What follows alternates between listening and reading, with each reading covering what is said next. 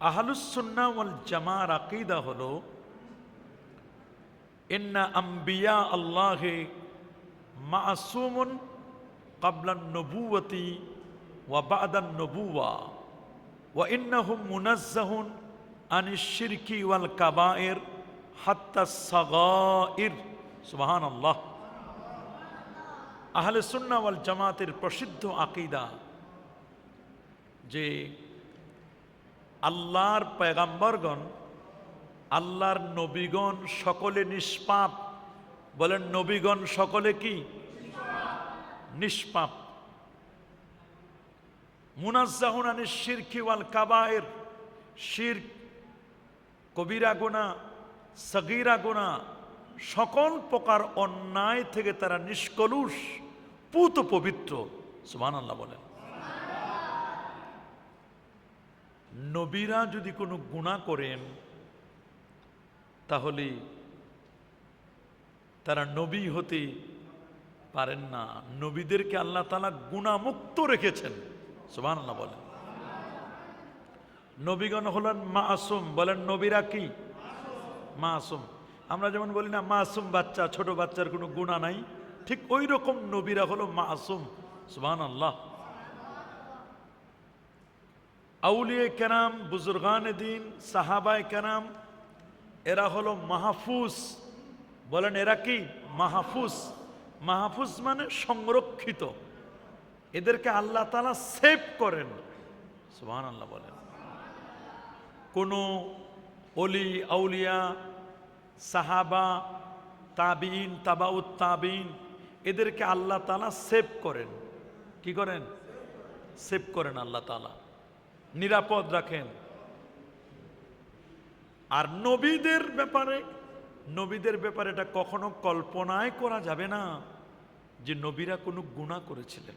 এটা কল্পনা করা যাবে? যাবে না।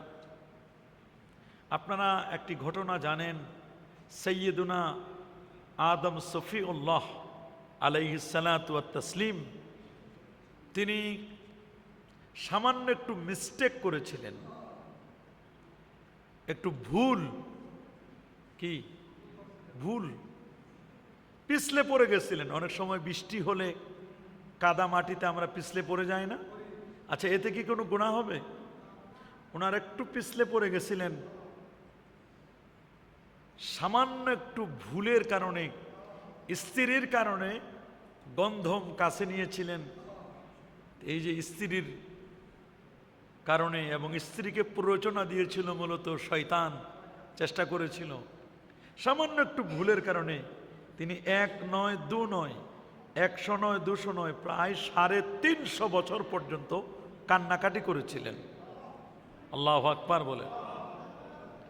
বাবা আদম আলাইহিস সালাম, আমাদের বাবা, 350 বছর পর্যন্ত কান্নাকাটি করে আল্লাহর কাছে বলেন, আল্লাহ আপনি কি আমাকে মুহাম্মদ সাল্লাল্লাহু আলাইহি সাল্লামের উসিলায় মাফ করে দিবেন না? সুবহানাল্লাহ বলেন। আল্লাহ রাব্বুল আলামিন বলেন, কাইফা আরাফতা মুহাম্মাদান ওয়া লাম আখলুকুহু, তুমি মুহাম্মদকে কেমনে চিনলা? এখন পর্যন্ত আমি তো তাকে সৃষ্টি করি নাই। সুবহানাল্লাহ। তুমি মুহাম্মদকে কেমনে চিনলা যে মুহাম্মদের উসিলায় তুমি মাফ চাচ্ছ আদম? আমি তো এখন পর্যন্ত তাকে সৃষ্টি করি নাই। আসলে কি সৃষ্টি করে নাই? আসলে তো আমাদের নবী আদম আলাইহিস সালামের আগেও নবী। সুবহানাল্লাহ বলেন। আমার রাসূল বলেছেন, আনা আউয়ালুহুম ফিল খালক, আমি সৃষ্টিতে হলাম প্রথম। বলেন, আমি সৃষ্টিতে হলাম কি? ওয়া আনা আখিরুহুম ফিল বাস, আগমনের দিক থেকে আমি হলাম সবার শেষে। নবীকে কোশ্চেন করেছেন, মাতা কুনতা নাবিয়্যান, মাতা সাবাতাত লাকান নবুওয়া, মাতা ওয়াজাবাত লাকান নবুওয়া, আপনি কবে থেকে নবী হলেন? সুবহানাল্লাহ বলেন। আমার রাসূল বলেন, কুনতু নাবিয়্যান ওয়া আদামু বাইনাল মাই ওয়াত তিন, আদম যখন মাটি আর পানির মধ্যে গড়াগড়ি খাচ্ছিল আমি তখনও নবী। বলেন, আমি তখনও নবী তিনি।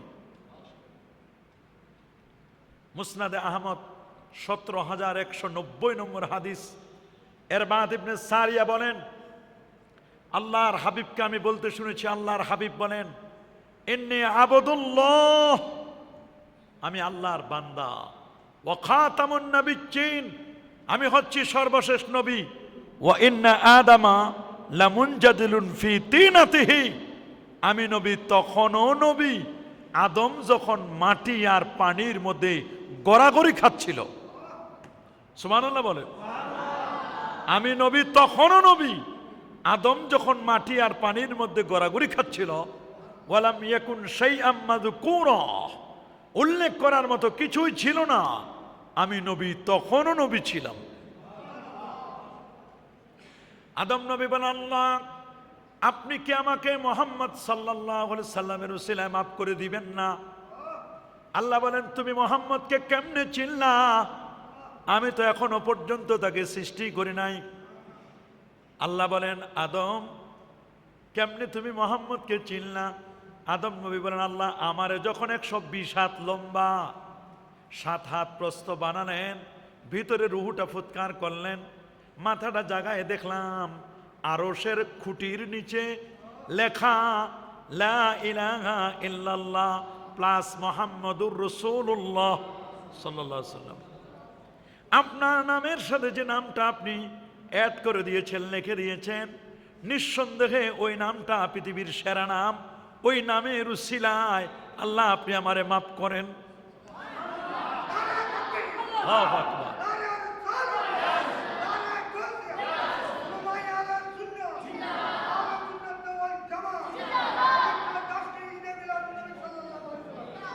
কোরআন বলছে, ফাতালাক্কা আদামু মির রাব্বিহি বিকালিমাতিন ফাতাবা আলাইহি।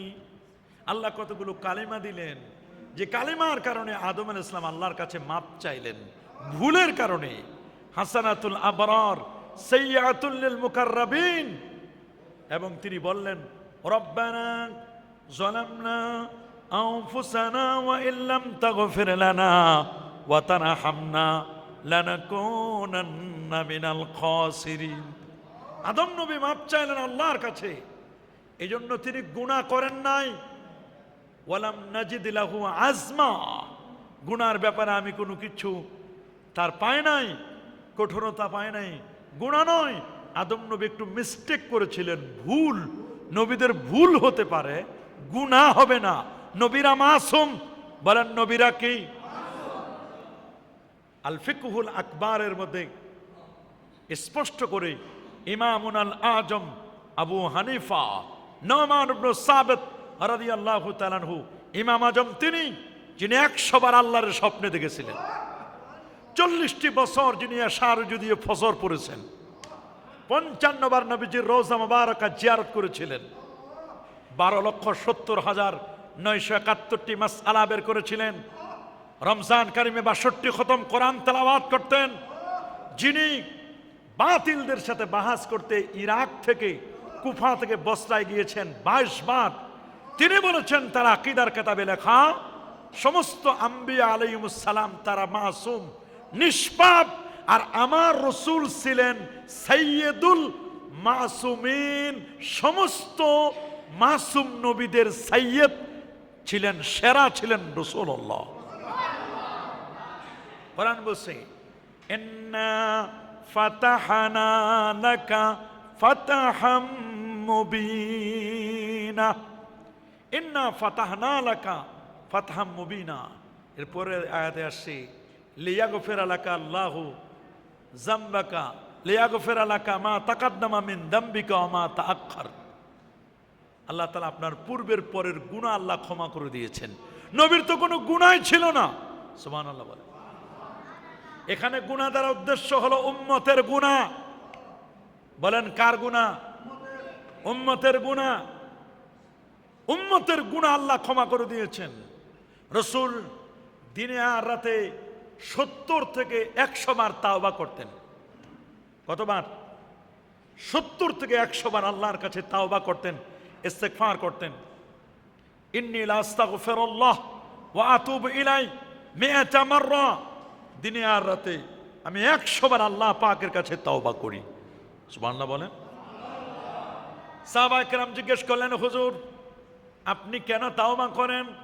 ওয়াকাদ গাফারাল্লাহু যামবাক, আল্লাহ তো আপনার গুনাহ মাফ করে দিয়েছেন, আপনার তো কোনো গুনাহ নাই, আপনি তো মাসুম নবী, আপনি আবার কেন আল্লাহর কাছে মাফ চান? আপনি আবার কেন আল্লাহর কাছে ক্ষমা চান? আমার আল্লাহ সুবহানাহু ওয়া তাআলা যে নবীকে ক্ষমা করে দিয়েছেন, যে নবীর কোনো গুনাহ নেই, সেই নবী আপনি রাতের বেলায় তাহাজ্জুদ পড়ে পা মোবারক ফুলাই ফেলেন, আল্লাহর কাছে 70 থেকে 100 বার মাপ চান। নবী বলেন আমার জন্য মাপ চাই না, আমি আমার উম্মতের গুনাহ মাফির জন্য আল্লাহর কাছে মাপ চাই। আমার গুনাহ নয়, উম্মতের গুনার জন্য। কেমন দয়ার নবী, কেমন মায়ার নবী! মুসনাদে বাজ্জারের হাদিস আসছে, রাসূল বলেন উম্মত তোমাদের আমলনামা আমি রাসূলুল্লাহর কাছে সকাল সন্ধ্যায় পৌঁছানো হয়। আমি তোমাদের আমলগুলো দেখি। ফাইজা রাআইতু মিন খায়রি আমালিকুম, আমি যখন তোমাদের ভালো আমলগুলো দেখি, হামিদুল্লাহ, আমি আল্লাহ পাকের প্রশংসা করি। সুবহানাল্লাহ বলে। আমার রাসূল যদি ভালো আমল দেখে আল্লাহর প্রশংসা করে, আল্লাহ আমার অমুক উম্মতটা এই ভালো আমল করেছে। ওয়াইজা রাআইতু মিন শাররি আমালিকুম, আর আমি রাসূলুল্লাহ যখন তোমাদের কোনো বদ আমল দেখি, খারাপ আমল দেখি রে, ইস্তাগফারতুল্লাহ লাকুম, আমি রাসূল তোমাদের হয়ে আল্লাহর কাছে আমি মাপ চেয়ে নেই। গুনাহ করব আমরা, ক্ষমা চাইবে রাসূলুল্লাহ। গুনাহ করব আমরা, মাপ চাইবে কে? আমার রাসূল মাপ চাইবেন। অথচ গুনাহ করব আমরা, ক্ষমা চাইবেন আমার রাসূলুল্লাহ। কেমন নবী আপনি তাকে দেখেন, চিন্তা করে দেখেন। শুধু তাই নয়, এই পৃথিবীর মধ্যে কেউ যদি গুনাহ করার পরে নবীর কাছে গিয়ে মাপ চায়, নবীকে ওসিলা দিয়ে আল্লাহর কাছে মাপ চায়, এই আয়াতটা এখনো রোজা মুবারাকায় লেখা, চোখের সামনে ভাসতেছে আয়াতটা লেখা। ওয়ালাউ আন্নাহুম ইয যালামু আনফুসাহুম জাউকা ফাস্তাগফিরুল্লাহ ওয়াস্তাগফারা লাহুমুর রাসূল লাওয়াজাদুল্লাহা তাওয়াবার রহিমা। যদি তারা কোনো জুলুম করে, নিজের আত্মার প্রতি কোনো অন্যায় করে, জুলুম করে, ওয়ালাউ আন্নাহুম ইয যালামু আনফুসাহুম জাউকা, নবী তারা আপনার কাছে আসে, আপনাকে উসিলা দিয়ে আল্লাহর কাছে মাপ চায়। কার কাছে মাপ চায়? আপনাকে উসিলা দিয়ে আল্লাহর কাছে মাপ চায়। লাওয়াজাদুল্লাহা তাওয়াবার রহিমা, অবশ্যই তারা আল্লাহকে তওবা কবুলকারী, ক্ষমাকারী হিসেবে পেয়ে যাবে। সুবহানাল্লাহ। নবী যদি আল্লাহর কাছে বলে দেন, আমার আল্লাহ তাদের জিন্দেগির গুনাহগুলো ক্ষমা করে দিবেন, এই জন্য উম্মত আমরা 1-2 লাখ টাকা খরচ করি, উমরায় গিয়ে নবীর রওজায় গিয়ে যদি আল্লাহর কাছে মাপ চাইতে পারি, আমার নবী আমাদের গুনাহ মাফের উসিলা। সেই নবীর কোনো গুনাহ নাই। যত জায়গায় নবীকে ক্ষমা প্রার্থনা করার কথা বলা হয়েছে, ফাসাব্বিহ বিহামদি রাব্বিকা ওয়াস্তাগফির, আপনি ক্ষমা প্রার্থনা করুন। আই ওয়াস্তাগফির লিযামবি উম্মাতিক, আপনার উম্মতের গুনাহ আপনি মাপ চান। অনেক মৌলবী বের হয়েছে বাতিলপন্থী, তারা বলে নবীদের যদি গুনাহ নাই থাকতো তাহলে নবীদেরকে কেন আল্লাহ মাপ চাইতে বললেন? কেন আদম নবী রব্বানা যালামনা বললেন? মুসা আলাইহিস সালাম কিপ্তিরে হত্যা করেছে, থাপ্পড় মারছে, মারা গেছে, এটা কি অন্যায় নয়? এরা বলে তারা। তারপরে নূহ নবীর ব্যাপারে বলে, বাজে কথা বলে, নূহ আলাইহিস সালামের ব্যাপারে বাজে মন্তব্য করি।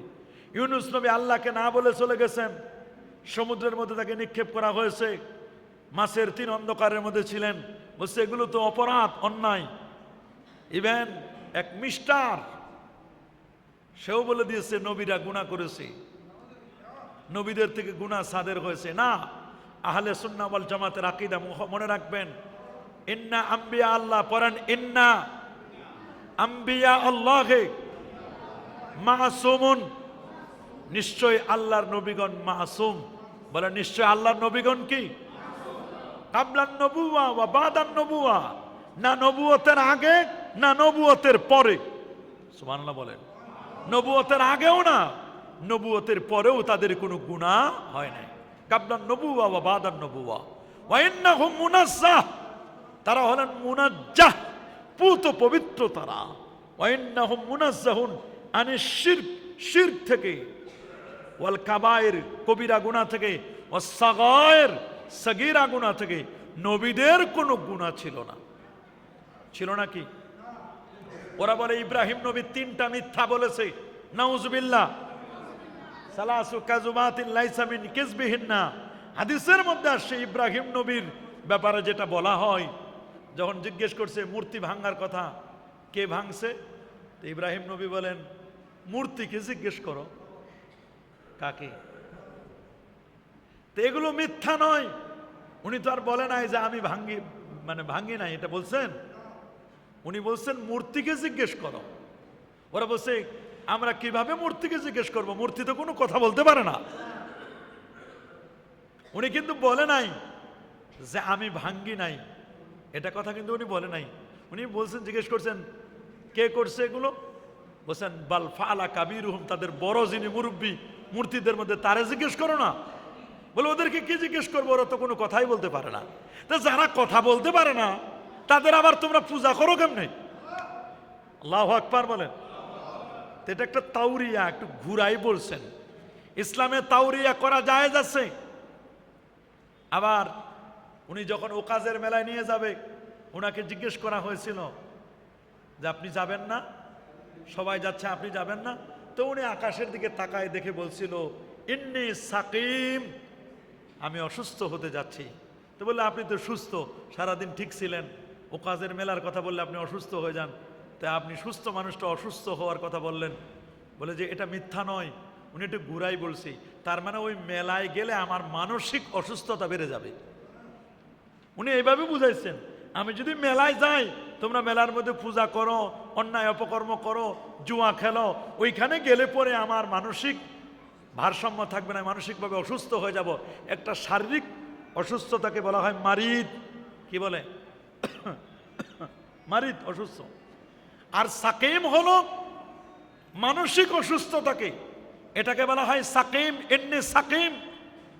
তো ইব্রাহিম আলাইহিস সালাম বলছেন আমি অসুস্থ হয়ে যাব মানসিকভাবে। আর 3 নম্বর যেটা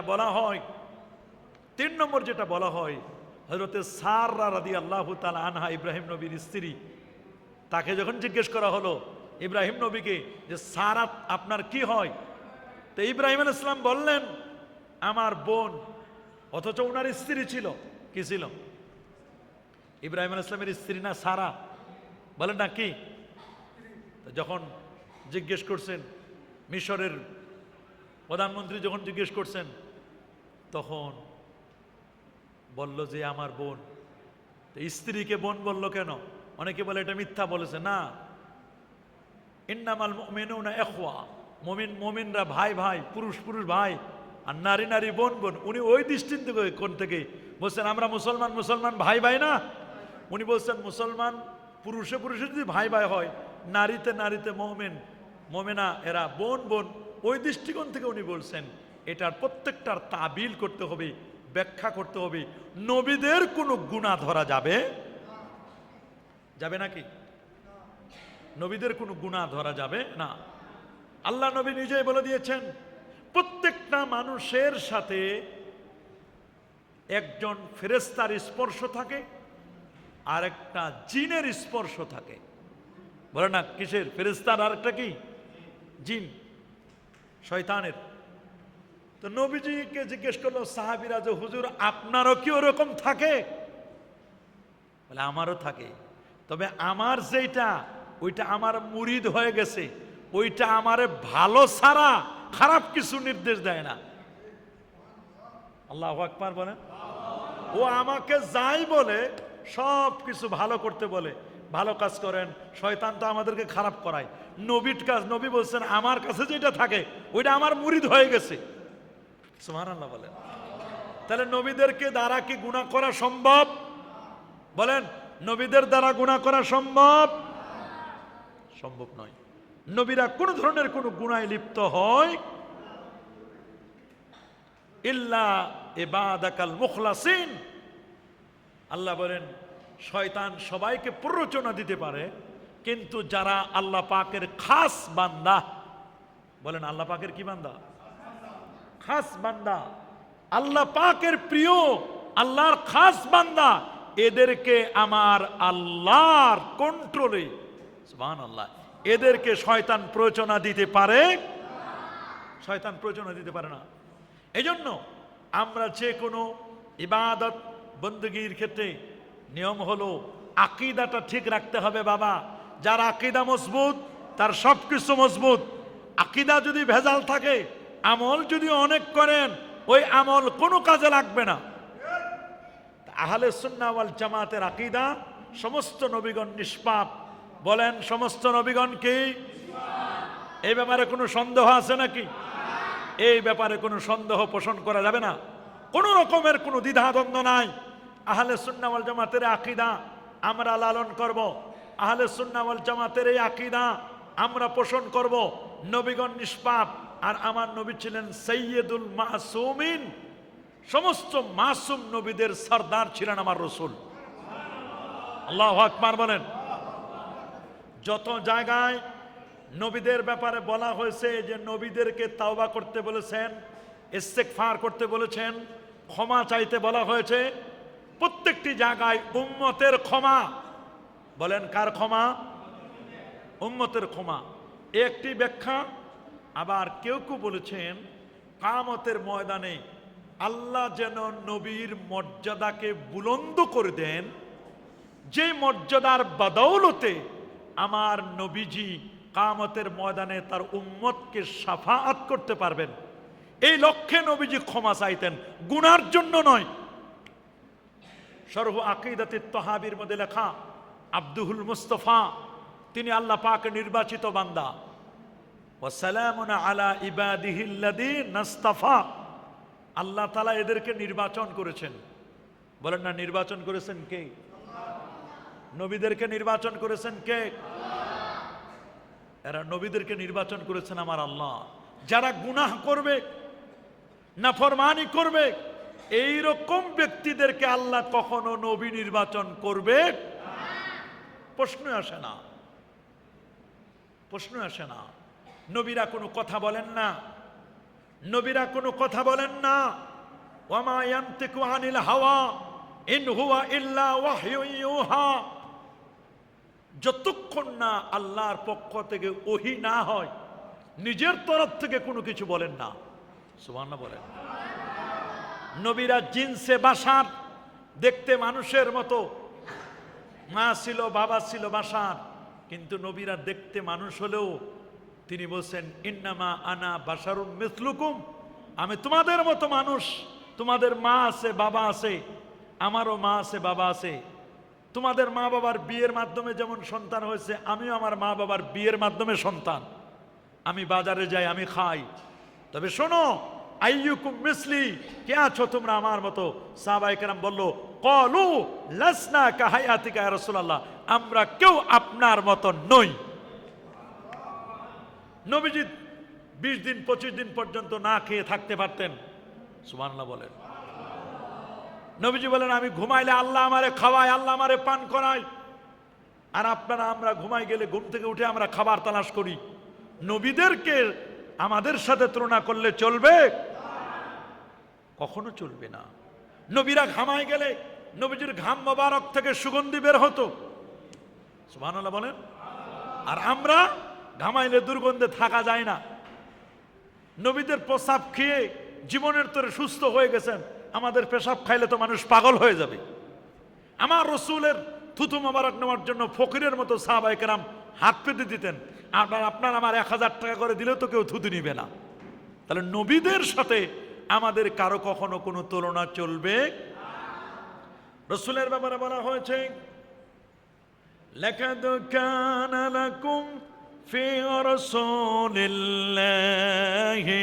উসওয়াতুন হাসানাহ। অবশ্যই তোমাদের রসুলের মধ্যে রয়েছে তোমাদের জন্য উত্তম আদর্শ। নবীকে তোমরা অনুসরণ করবে, নবীকে তোমরা ফলো করবে। যদি নবীর মধ্যে গুনাহ থাকে, পাপ থাকে, নবীর মধ্যে অন্যায় থাকে, তাহলে যে মানুষটা অন্যায় করে, যে নবী অন্যায় করে, সে তো নবী হতে পারে না। তাকে আমি অনুসরণ করব কেমনে? উনি ফলোয়েবল পারসন হতে পারেন না। এই জন্য নবীদেরকে আল্লাহ তাআলা নিষ্পাপ বানাইছেন, যাতে করে তাদেরকে মানুষ অনুকরণ করতে পারে। কোন নবীর চারিত্রিক গ্যারান্টি আমার আল্লাহ এইভাবে বলেন নাই, যেমনটা তার হাবিবের ব্যাপারে বলেছেন। তার 63 বছরের জীবনের কসম করেছেন, লা আমরুকা ইন্নাহুম লাফি সাকরাতিহিম ইয়ামাহুন। নবীর জন্মের কসম আল্লাহ করেছেন। নবী যে শহরে থাকেন সেই শহরের কসম করেছেন, লা উকসিমু বিহাদাল বালাদ। নবীর চারিত্রিক মাধুর্যতার কথা আল্লাহ বলে দিয়েছেন, ওয়া ইন্নাকা লাআলা খুলুকিন আযীম। হে নবী, আপনি সুমহান চরিত্রের উপর অধিষ্ঠিত ও প্রতিষ্ঠিত। সেই নবীর চারিত্রিক মাধুর্যতার গ্যারান্টি যেখানে আমার আল্লাহ দিয়ে দিয়েছেন, আর সেখানে আমরা তো কোনো কল্পনাই করতে পারি না। রাসূল আকরাম সাল্লাল্লাহু আলাইহি ওয়াসাল্লামের সেই চারিত্রিক মাধুর্যতা আমরা অবশ্যই বিশ্বাস করি। আমার রসুলের শান মান আমরা এগুলো তুলে ধরব।